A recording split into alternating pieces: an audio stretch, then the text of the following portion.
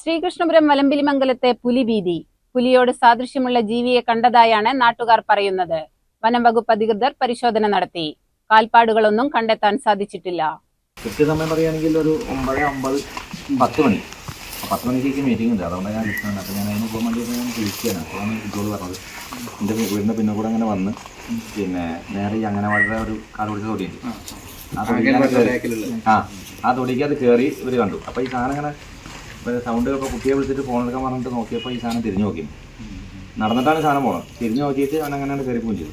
ബുധനാഴ്ച രാവിലെ 10 മണിയോടെ വലമ്പിലിമംഗലം പാലാങ്കുഴി പ്രിയ, കിഴക്കേക്കര മണികണ്ഠൻ എന്നിവരാണ് പുലിയോട് സാദൃശ്യമുള്ള ജീവിയെ കണ്ടതായി പറയുന്നത്. മണികണ്ഠൻ വാഹനത്തിൽ വരുമ്പോൾ റോഡ് മുറിച്ചു കടന്ന് സ്വകാര്യ വ്യക്തിയുടെ സ്ഥലത്തേക്ക് വലിയ വാലുള്ള ഒരു ജീവി പോകുന്നതായി കാണുകയായിരുന്നു.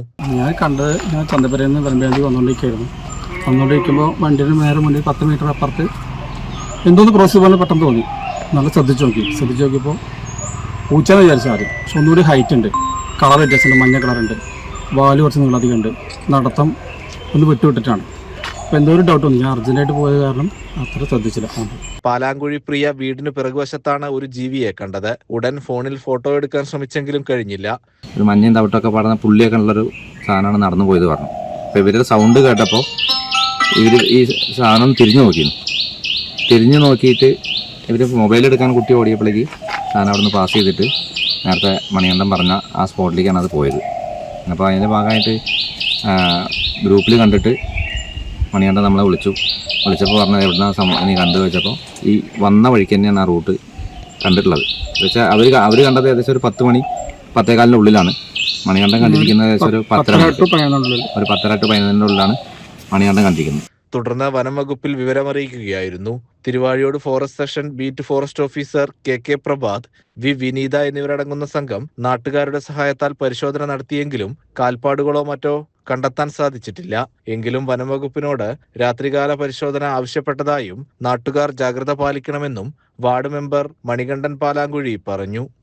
അപ്പോൾ അതിന്റെ ഭാഗമായിട്ട് അന്വേഷണം നടത്തിയപ്പോൾ ഒരു കാൽപ്പാടോ മറ്റോ കാര്യങ്ങളൊന്നും കാണാൻ കഴിഞ്ഞിട്ടില്ല. ഒന്നാമത്തെ ഈ വേനൽക്കാലമായത് കാരണം അങ്ങനെ ഒരു ചതുപ്പ് നിലങ്ങൾ ഉണ്ടാവില്ല എന്നാണ് പറയാൻ കഴിഞ്ഞുള്ളത്.